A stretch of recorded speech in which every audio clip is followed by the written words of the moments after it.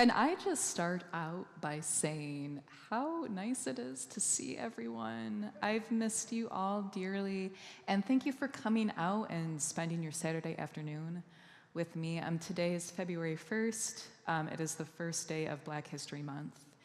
And this is a program all of organ pieces by Black composers. I wanted to start out by saying that I am in no way an expert. Music on Black composers has not been one of my research interests. But I wanted to do this program as a way to challenge myself because there is a significant lack of representation in organ programs, works by Black composers. So the first piece, this was Charles D. Coleman. He was a Detroit-based composer and organist. His style would be considered neoclassical. So he takes a traditional form of music, a passacaglia. This goes back to the Baroque era. And he uses some 20th century harmonies. As you heard, it just got more and more bombastic and dissonant towards the end. His music, a lot of it was not published until recently. So I was only able to get this piece of music from the recently published African American organ anthology. So this is something that has only been accessible to the public in the last 10 years or so, even though he would have written this in the 1960s. So I'd like to move on to the next piece. This is a set of 3 pieces by Samuel Coleridge Taylor. And he is probably one of the earliest Black composers to find significant success. He is known for the Wedding Feast of Hiawatha. This is a cantata set from the text of Songs of Hiawatha by Henry Wadsworth Longfellow. And Don, are we able to see the slideshow? I'm wondering. Yes. So Coleridge Taylor, he was a British composer and conductor, and he was of mixed ancestry. His mother was a white Englishwoman, and his father was from Sierra Leone, studying in London classical music. He had significant success for his cantata. So Hiawatha's Wedding Feast at the time was compared to Mendelssohn's Elijah. And it was especially well received in the United States. He did 3 tours of the United States where the press dubbed him as the African Mahler. And this is an interesting anecdote. Samuel Coleridge Taylor was one of the first to come up with what is considered the Black Beethoven theory. I'm trying to change the slide. So around the time he was touring the United States, this would have been the turn of the century, I think after his 1907 tour, Coleridge Taylor began speculating that Beethoven was either Black or of mixed ancestry. He couldn't help noticing a remarkable likeness between his own facial features and some of Beethoven's and different portraits. Whether or not this is true, I think is beside the point, but Coleridge Taylor in his writing said, if the greatest of all musicians were alive today, he would find it impossible to obtain hotel accommodations in certain American cities. So this Black Beethoven theory, in part, was Coleridge Taylor's speculation that Beethoven was of mixed race, but also it was more of a frustration for how he found touring in the United States was difficult. In segregated United States, he found that it was significantly harder than in Britain at the time. So I'm going to play 3 of his short pieces. You're welcome to clap in between the movements. These are very much of the Romantic style, similar to the harmonies of Mendelssohn, and I hope you enjoy them.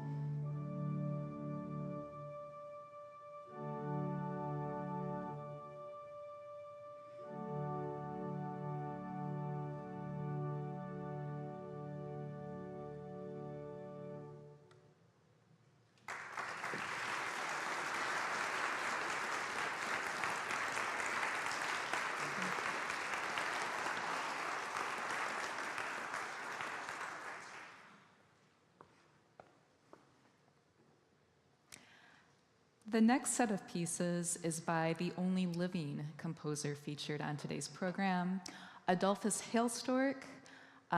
He is a composer and a professor of composition, and he has written for orchestra, for solo voice, for chamber music, and of course, for organ. This next set of pieces, confusingly titled Four Spiritual Settings. It's actually only 3 spirituals, but it's 4 movements, and thus the confusion. These are really nice pieces because each one is based on a traditional spiritual. Most of them are in our hymnals. And Hailstork uses classical forms. This is, maybe you could call this pastiche. For instance, the prelude on We Shall Overcome is in the style of an ornamented chorale, something that Bach or Buxtehude might have written in. So we have this walking bass line, this obligato in the left hand, and then the chorale, We Shall Overcome, very slow, very solemn, almost so slow it's hard to recognize. And this was a very common theme or a format of music writing in the Baroque era, and Hailstork has done it very recently with a recognizable theme. We have another, almost like a fugue for the postlude in a similar style, 20th century harmonies, but still ushering back to the Baroque era. I hope you enjoy these 4 settings of spirituals by Adolphus Hailstork.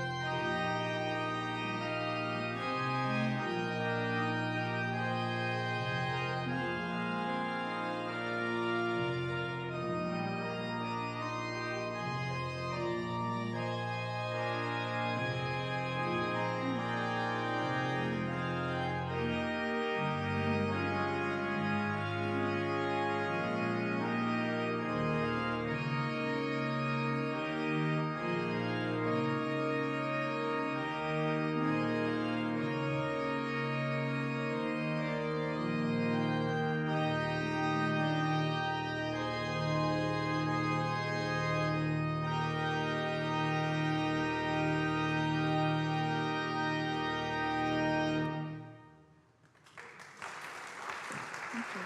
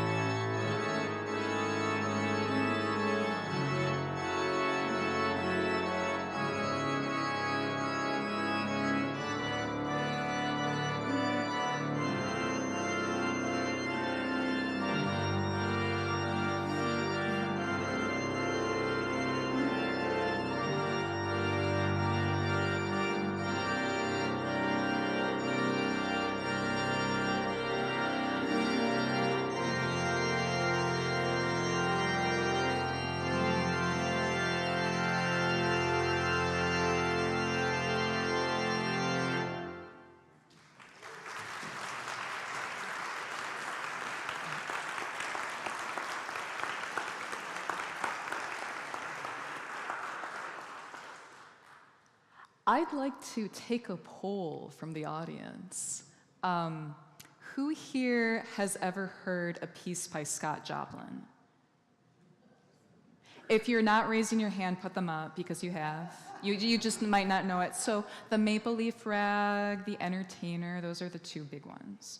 So now I'm going to ask some opinions. First, who has ever been to a solo piano recital? Or either it's one pianist or maybe it's a studio okay. Has anyone ever heard a Scott Joplin rag performed at it? You have? Oh, this is great. Okay, so now here's the opinion question. I find this fascinating. Is Scott Joplin a classical composer? Who says yes? Is Scott Joplin not a classical composer? Okay, so we have a mixed opinion. I want to talk, before I talk about Scott Joplin, talking about what classical music means. So I think there's capital C classical music. So that's a time period, that's an era before the Baroque, or after the Baroque, before the Romantic. And this is Haydn, this is Mozart, this is Beethoven. So it's a certain style of music. Little c classical music is music that's elevated to art. It is a composer's intentions written down with little to no room for improvisation.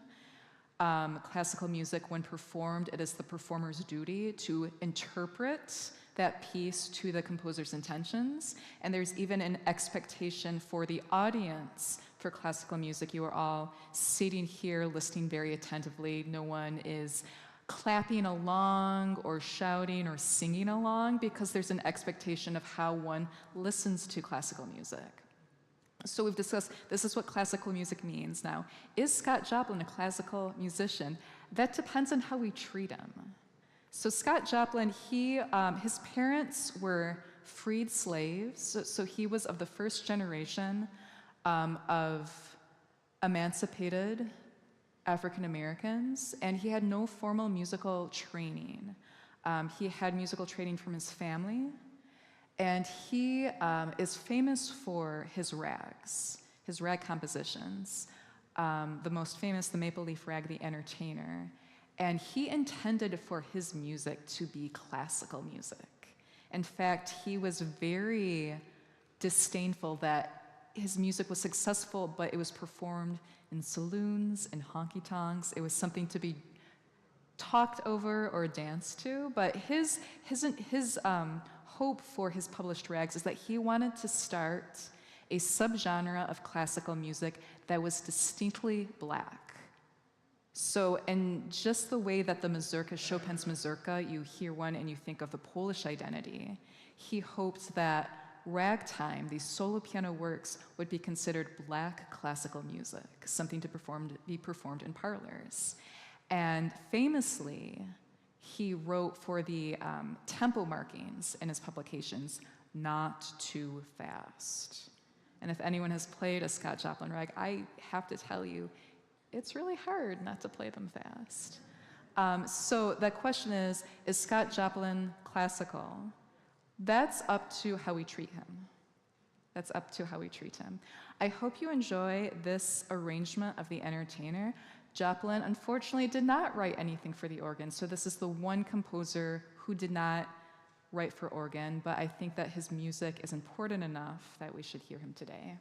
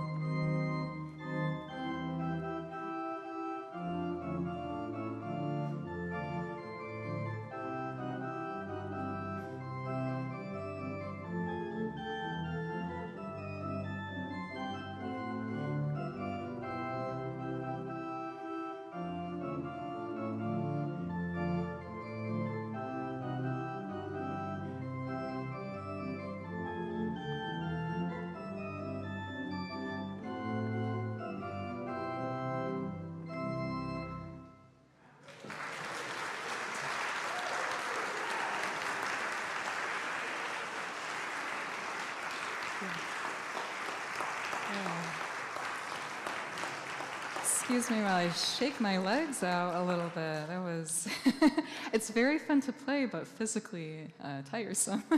The final composer of this program, Florence Beatrice Price, if you had to put her legacy in one sentence, she was the first Black woman to have a symphony performed by a major American orchestra. She was educated at the New England Conservatory, but what I find really interesting is that as a teenager and a young woman, she worked in Chicago as a theater organist. And that comes through in some of her organ compositions. You can hear elements of jazz, of popular music from the 1920s. And she also openly acknowledged that she could tell the impact of both racism and sexism, particularly among music critics who reviewed her pieces. She lamented that her race and her gender seemed to present her more as a novelty rather than a composer to be taken seriously. And we are fortunately in the midst of something of a Florence Price renaissance. Because again, like the first composer, Charles Coleman, a lot of her manuscripts were recently discovered and published in the last 20 years. So it is a very great thing for organists and for chamber musicians, pianists, and vocalists alike to have these wonderful compositions accessible to us. I hope you enjoy these 4 short pieces by Florence Price.